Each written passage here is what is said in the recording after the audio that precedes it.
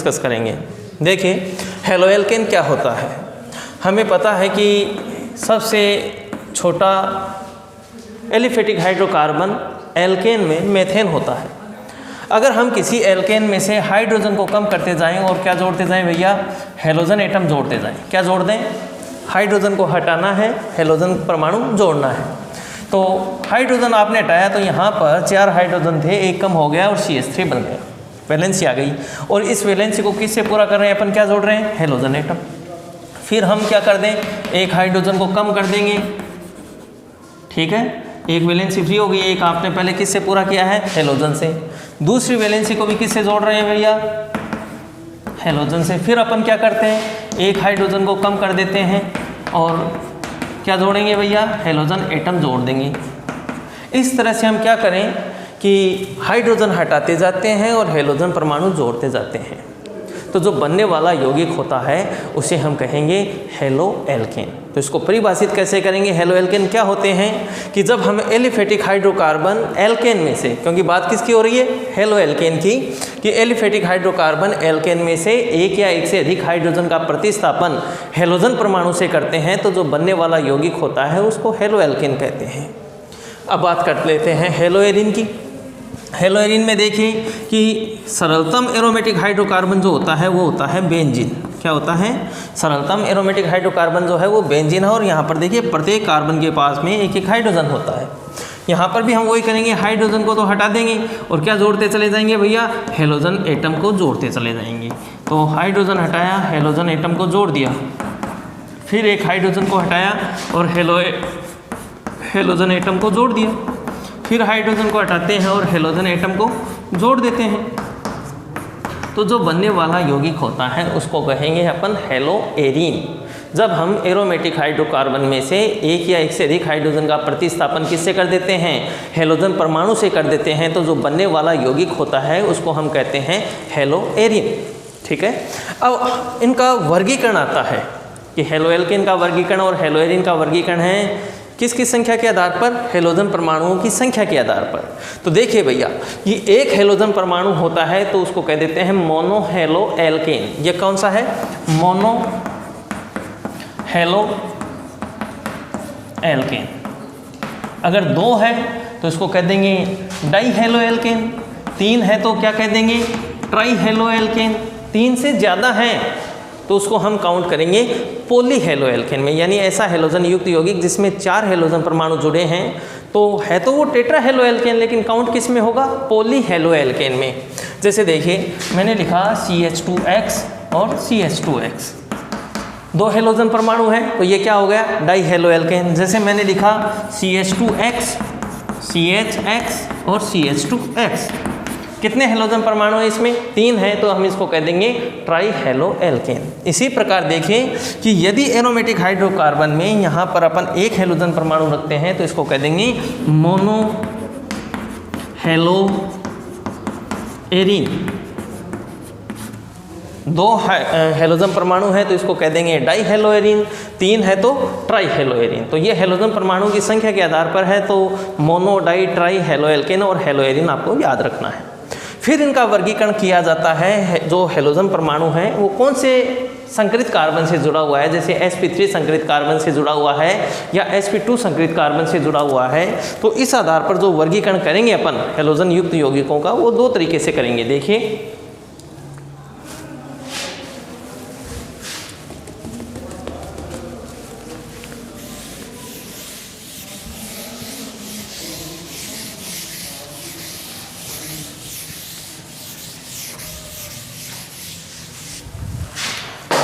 सबसे पहले देखिए कि अगर sp3 संकरित कार्बन से हेलोजन परमाणु जुड़ा रहे, sp3 संकरित कार्बन से क्या जुड़ा हुआ है, हेलोजन परमाणु, तो इस आधार पर जो हेलोजन युक्त यौगिक हैं वो 3 तरीके के हैं, 3 प्रकार के हैं। कौन से हैं, एल्किल हैलाइड,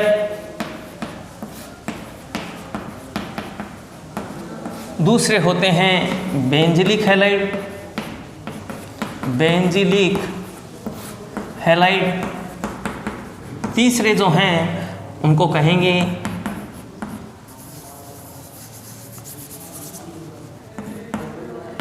एलिलिक हैलाइड। और यदि sp2 संकरित कार्बन से हैलोजन परमाणु जुड़ा हुआ है तो उसको हम वर्गीकृत करते हैं दो प्रकारों में। एक तो होता है एरिलिक हैलाइड और दूसरा होता है वाइनिलिक हैलाइड।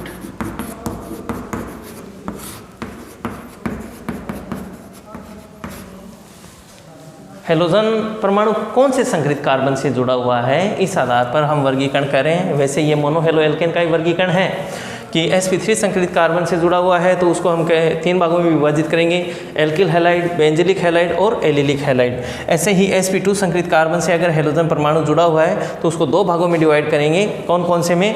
एरिलिक हैलाइड और वाइनिलिक हैलाइड में। तो सबसे पहले बात करते हैं एल्किल हैलाइड की। तो देखिए भैया, एल्किल हैलाइड में क्या करना है आपको कि कोई भी एल्किल ग्रुप हो सकता है, चाहे वो मेथिल हो, एथिल हो, प्रोपिल हो, ब्यूटिल, आइसोब्यूटिल वगैरह, कोई भी एल्किल ग्रुप के साथ हैलोजन परमाणु जुड़ा रहता है। क्या देखिए यहाँ पर कि ये मैंने लिखा CH4, इसमें से एक हाइड्रोजन मैंने कम कर दिया तो कौन सा एल्किल ग्रुप बना? मेथिल।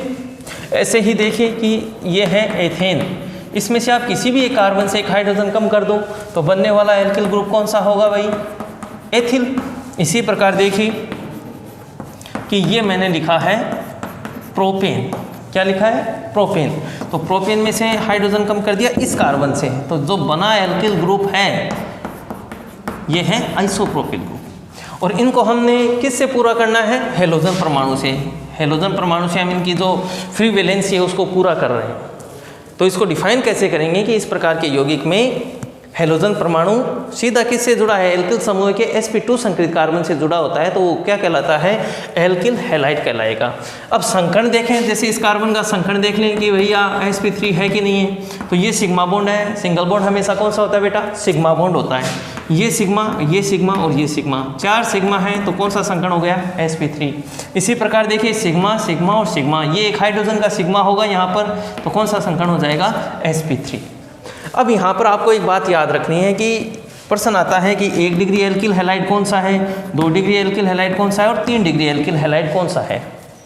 तो जिस कार्बन परमाणु से हैलोजन परमाणु जुड़ा हुआ है और वो sp3 संकरित है, यदि वो एक और कार्बन से जुड़ा है तो ये 1 डिग्री हैलाइड हो जाएगा। जैसे बात कर लेते हैं कि मैंने लिखा CH2 CH3, तो इसको कौन सा एल्किल हैलाइड कहेंगे? एक कार्बन परमाणु, यह हैलोजन जिस कार्बन से जुड़ा हुआ है वो एक और कार्बन से जुड़ा हुआ है तो इसको हम क्या कह देंगे? 1 डिग्री एल्किल हैलाइड। यदि हम इसको एक और कार्बन से जोड़ दें तो कितना डिग्री एल्किल हैलाइड हो गया? 2 डिग्री एल्किल हैलाइड। और यदि हम इसको एक और कार्बन से जोड़ देते हैं तो ये कितना डिग्री एल्किल हैलाइड हो जाएगा? 3 डिग्री एल्किल हैलाइड। तो ये एल्किल हैलाइड है। फिर अपन पढ़ते हैं बेंजिलिक हैलाइड। देखिए बेंजिलिक हैलाइड क्या होता है?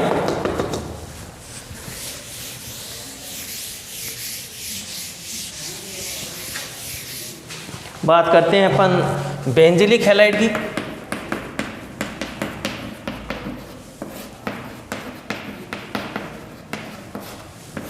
देखिए ये जो मैंने कंपाउंड लिखा है यहाँ पर, ये है टालुइन। क्या चीज़ है? टालुइन। टालुइन में देखिए 2 प्रकार की श्रृंखलाएं हैं, ये एरोमेटिक श्रृंखला है और ये एलिफेटिक श्रृंखला है। हम हाइड्रोजन कम कर रहे हैं एलिफेटिक श्रृंखला में से, तो बना जो रेडिकल है इसको कहते हैं बेंजिल। क्या कहेंगे इसको? बेंजिल। और इसकी जो फ्री वैलेंसी है उसको हम पूरा कर देते हैं भैया हैलोजन परमाणु से। किससे पूरा कर दिया? हैलोजन परमाणु से पूरा कर दिया। तो पहले तो इसका संकरण देखिए, ये सिग्मा, ये सिग्मा, ये भी सिग्मा और ये सिग्मा, तो संकरण कौन सा हो गया भैया? sp3। अब इसको डिफाइन कैसे करेंगे? तो इस प्रकार के यौगिकों में हैलोजन परमाणु ऐसे sp3 संकरित कार्बन से जुड़ा होता है जो सीधा किससे जुड़ा हो? बेंजीन रिंग से। तो ऐसे यौगिकों को हम क्या कहेंगे? Benzylic halide. फिर से सुन ले कि इस प्रकार के यौगिकों में हैलोजन परमाणु ऐसे sp3 संकरित कार्बन से जुड़ा होता है जो सीधा किससे जुड़ा हो? बेंजीन रिंग से जुड़ा होता है। तो ऐसे यौगिक को हम क्या कह देंगे? Benzylic halide. अब ये भी 3 प्रकार के। देखिए यहाँ पर ये कार्बन जिससे हैलोजन जुड़ा हुआ है वो एक और कार्बन से जुड़ा है यहाँ पे, तो ये कितना डिग्री हो गया? 1 डिग्री बेंजिलिक हैलाइड। अगर हम इसको एक और कार्बन से जोड़ देंगे तो कितना डिग्री हो जाएगा? 2 डिग्री बेंजिलिक हैलाइड। और अगर हम इसे एक और कार्बन से जोड़ देते हैं तो इसका नाम हो जाएगा 3 डिग्री बेंजिलिक हैलाइड। अब बात करते हैं एलिलिक हैलाइड की। देखिए कि CH2 double bond CH CH3 क्या चीज़ है? प्रोपीन है। प्रोपीन में देखिए ये वाला जो कार्बन है इससे मैं एक वैलेंसी फ्री कर रहा हूँ, इसमें से एक हाइड्रोजन कम कर दिया मैंने यहाँ पर, तो बना क्या? CH2 double bond CH CH2 valency. ये जो बना हुआ है रेडिकल इसको कहते हैं एलिल। क्या कहेंगे? एलिल। और इसकी जो फ्री वैलेंसी है वो मैं पूरा कर रहा हूँ हेलोजन से। तो देखिए यहाँ पर CH2 डबल बॉन्ड CH और ये दोनों हाइड्रोजन मैं इस तरह से लिख रहा हूँ इसके, और ये मैंने पूरा कर दिया इसका वैलेंसी हेलोजन से। पहले संकरण देख लीजिए, सिग्मा सिग्मा सिग्मा और सिग्मा। संकरण क्या हो गया? 4 सिग्मा होते हैं तो sp3। अब बात कर लेते हैं, देखिए कि इसकी डेफिनेशन क्या होगी। तो इसकी डेफिनेशन हम क्या कहेंगे कि इस प्रकार के यौगिकों में हेलोजन परमाणु ऐसे sp3 संकरित कार्बन से जुड़ा होता है जो सीधा किससे जुड़ा हो? कार्बन कार्बन द्विबंध से जुड़ा हो। तो ऐसा एल्किल हैलाइड जो है उसको हम कहेंगे एलिलिक हैलाइड। क्या कह देंगे? Allylic halide. अब बात कर लेते हैं कि इसकी डिग्री की। देखिए यहाँ पर ये जो कार्बन है वो एक और कार्बन से जुड़ा हुआ है, तो इसका नाम हो गया 1 डिग्री एलिलिक हैलाइड। अगर ये एक और कार्बन से जुड़ जाए, देखिए मैंने एक और कार्बन जोड़ दिया इससे, तो ये कितना हो गया? 2 डिग्री एलिलिक हैलाइड। अब मैं इसको फिर से एक और कार्बन से जोड़ रहा हूँ तो क्या हो जाएगा? 3 डिग्री एलिलिक हैलाइड। अब बात करते हैं sp2 संकरित कार्बन से जुड़े हुए हेलोजन परमाणु, हेलोजन युक्त यौगिकों की।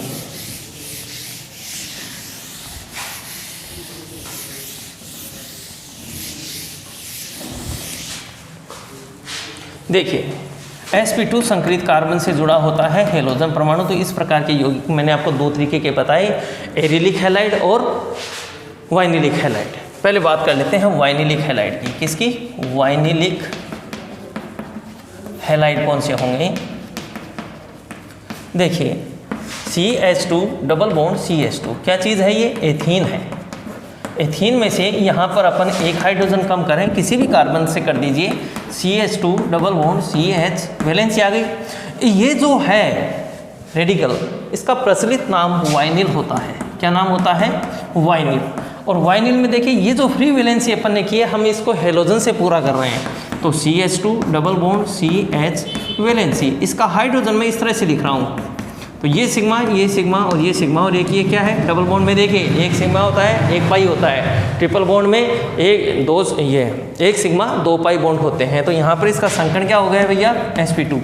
इसको डिफाइन कैसे करेंगे? तो डिफाइन करने के लिए देखिए कि इस प्रकार के यौगिकों में हेलोजन परमाणु ऐसे sp2 संकरित कार्बन से जुड़ा होता है जो स्वयं कहाँ जुड़ा हो? कार्बन कार्बन द्विबंध से। तो ऐसे यौगिकों हम क्या कह देंगे? Vinylic halide. फिर से सुन ले कि इस प्रकार के यौगिकों में हेलोजन परमाणु ऐसे sp2 संकरित कार्बन से जुड़ा होता है तो स्वयं किससे जुड़ा हो? कार्बन कार्बन द्विबंध से। तो ऐसे यौगिकों हम कहते हैं वाइनिलिक हैलाइड। अगली बात कर लेते हैं एरिलिक हैलाइड की।